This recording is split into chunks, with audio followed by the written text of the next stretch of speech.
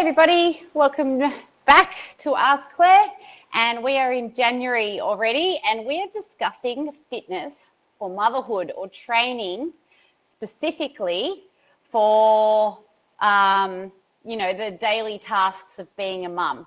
So I'm going to concentrate primarily on stay-at-home mums who are doing the lion's share of housework and shopping, but that's not to say these concepts won't work for a mum that's working full-time. It's just that you'll probably see different things, or you might even approach it slightly differently. So as a strength conditioning coach, I was an athlete. I did work at N-Swiss for a brief period. I couldn't help but look at mums, their job and the way they move as I would look at a sport. Okay, so clearly someone who's training for shot put would work out differently to a swimmer, who would work out differently to an equestrian, and so on. Okay, we have different needs, different stresses on our bodies. So when we're training athletes, we're aiming for a specific goal to either get them moving faster or more powerfully, or to get more skilled in a certain movement or set of movements. So with that logic, a soccer player would have a different skill set that we would be training to be more powerful or quicker at than a hurdler.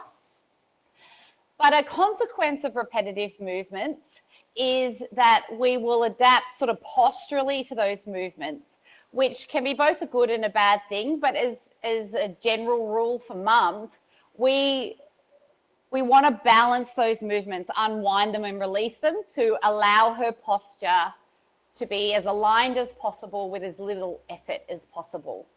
So those same concepts again came from sport. There's probably still swimmers that we see with this sort of posture, which would be completely different to a golf player who's always swinging one way, right? You may end up with something like this with a golf player compared to this with a swimmer if you don't turn those movements inside out and try to balance them a little bit. So there's also another element of training athletes, which is periodizing their programs as a way of managing their intensity. So they don't go hard every session all the time. We actually schedule rest. And this is probably a fundamental concept of training that I see missed in mums over and over and over again, is the concept of your fitness and strength benefits come in your recovery. So if you're not recovering, you don't get fitter and stronger. You actually start to eat away your muscle fibers and get weaker and more tired.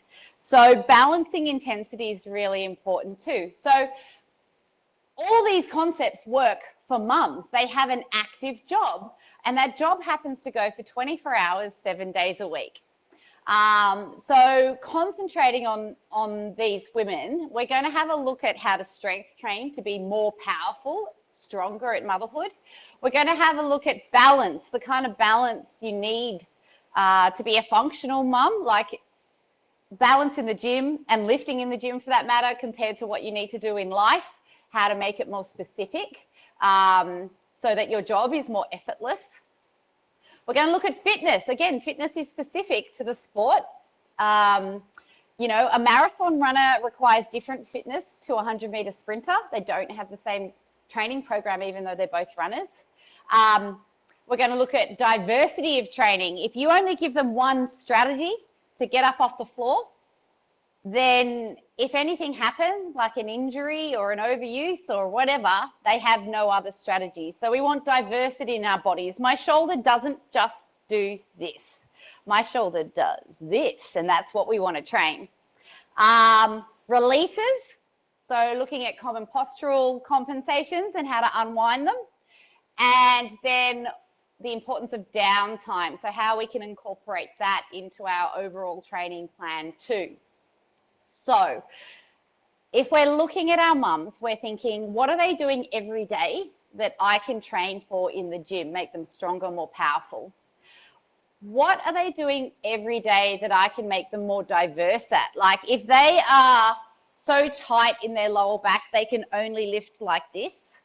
What is the consequence of that and how can I make it better? Or if they don't have leg mobility or strength and they can only do this to get children up off the floor, is there another way of getting the child up off the floor and how can I help them achieve that? What patterns do we see in our bodies that we can unwind? And this is not where you feel pain, right? So sometimes, for example, we'll get more detail on this, but this sort of posture, the sort of belly out, tight back posture, will often feel pain in the back or the hips.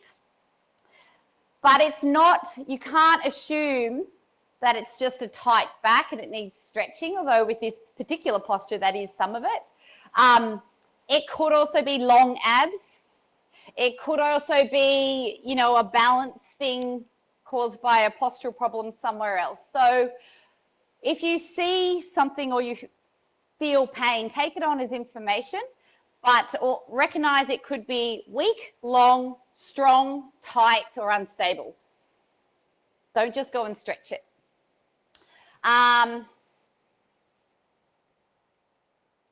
Sorry, I've lost my place. And then how do we balance intensity? So most mums, big generalization coming up, they need permission to stop. So how can we incorporate some downtime and relaxation into our days and our weeks? Now that's really important hormonally too. So don't feel guilty about having a break. Even the best athletes have downtime and have relaxation. So looking forward to getting into this. I've already given you some thoughts. We're going to start with some training next week. We're going to do strength and balance, move on to fitness, releases, and unwinding. I'll see you then.